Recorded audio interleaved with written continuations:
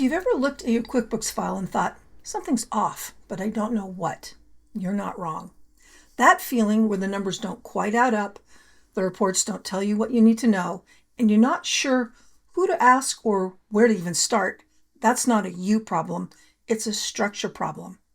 Hey, I'm Jeanette with QB Winery Solutions, and in the next 6 minutes, I'm going to show you exactly where that structure problem comes from and what to do about it. Now, your QuickBooks file is messy, and the reports are hard to read because the structure is not effective for a small family winery. The structure problem goes back to an assumption that's been handed down through the wine industry for decades. The assumption is that winery accounting should be simple.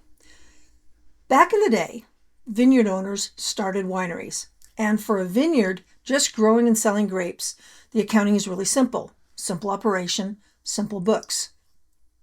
But a winery is a manufacturer. You're buying grapes, transforming them into a different product, luscious, delicious wine, then aging the wine over multiple years, packaging it, and selling it through several channels at very different margins.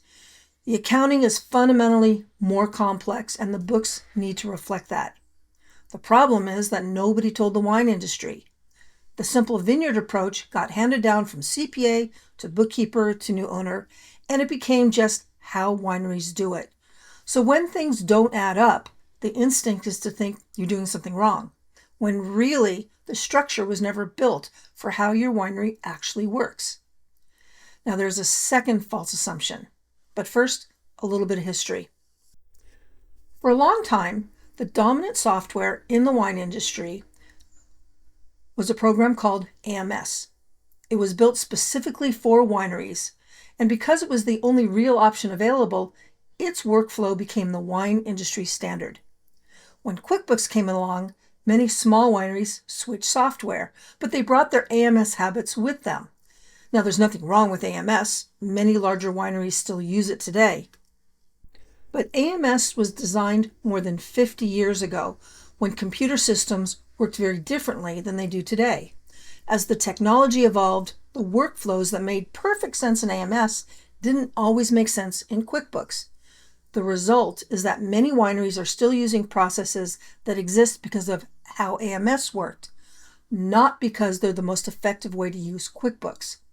I call this the AMS Hangover, and the easiest place to see this is in the chart of accounts. Let me show you what I mean. Let's head over to QuickBooks. Now, the chart of accounts is the backbone of your financial system, and the easiest way to see it is to walk through a profit and loss report. This is my Heavenly Grape sample file. At the top, we have the income accounts. Below that are the cost of goods sold. Now, this is the collapsed view of the P&L. So you see the overhead expenses grouped into functional groups. I can expand each of these groups so that you can see the sub-accounts below them. But by keeping them collapsed, it's much easier to move around the P&L and spot trends without getting lost in the weeds. And the winemaking expenses are down in the bottom in the other expense area. So this entire report fits on one page. And I guarantee you the most financially allergic winery owner can look at a one-page report. Now let's look closer at the income section. You'll notice that there's only one wine sales account here. This is critical for the QuickBooks workflow. If you try to copy the AMS setup with a different income account for each channel, you'll end up with a giant mess. Now in QuickBooks, we track sales by channel using the class feature, not by creating separate income accounts for each channel.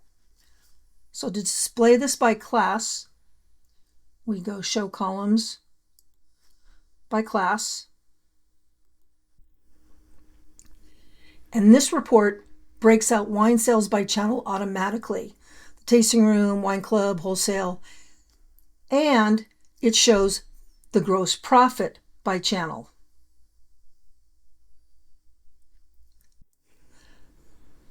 That's the analysis I showed you in another video, but this is the structure that makes it possible. So let's go back to, now let's talk about COGS, or cost of goods sold. This is the cost of the wine that was actually sold. In Heavenly Grapes file and any QuickBooks file that's set up correctly, this number populates automatically the moment a sale is recorded because the SKUs are set up correctly using the inventory workflow in QuickBooks. No manual entries, no guessing, no waiting for the end of the year. The software does the work. Now here's something a lot of winery files get wrong. The winemaking expenses, your grapes, your cellar labor, your packaging costs are often dropped straight into COGS. And that creates a real problem. Now here's why. Your winemaking expenses are components of the cost of your wine, but your COGS should only reflect the cost of the wine that was actually sold. That's why it's called COGS, cost of goods sold. Now remember, wineries are manufacturing businesses. So the winemaking costs are components of work in process, and they belong on the balance sheet until the wine sells. So we put them in the other expense section, but at the end of the year, your accountant will move them to the balance sheet so that this section will be zero and not affect your profit and loss from operations. If you skip that step and leave the winemaking costs sitting in COGS without zeroing them out, your gross profit is meaningless. And if your gross profit is meaningless, so is your net income. But by putting the winemaking costs below the line in the other expense section, your net ordinary income line always gives you a clean number on your profit from operations. That's the number you actually manage from. Now, some folks move the winemaking expenses directly to the balance sheet instead of putting them temporarily here on the P&L. That's what happens in AMS. When you do that, you lose the ability to see reports like your winemaking expenses against budget or against the previous year. Just because that's how it's done in AMS doesn't mean it's effective for a small winery using QuickBooks. Now this P&L shows the chart of accounts for a small family winery, and the classes feature that lets you see sales, COGS, and gross profit by channel. These two things done right are what turn QuickBooks from a frustrating black box into something you can actually use to run your winery. A wine business is much more complex than a vineyard business, so you would expect the books to be set up much differently. At the same time, the AMS workflow is not the model for a small winery using QuickBooks. The simplest change is to rearrange your chart of accounts to separate the overhead expenses and the winemaking expenses. Corral those accounts into functional groups so that the profit and loss report is easier to read, and put the winemaking expenses in the other expense section, not in the COGS section, and not on the balance sheet. Even with the right structure, there are a few places where I see the wheels come off, but I discuss those in another video. If your reports don't make sense, don't start by blaming QuickBooks. Start by looking at the structure underneath it. And that's exactly what we cover in the Fundamental 5. Thanks for watching. Cheers.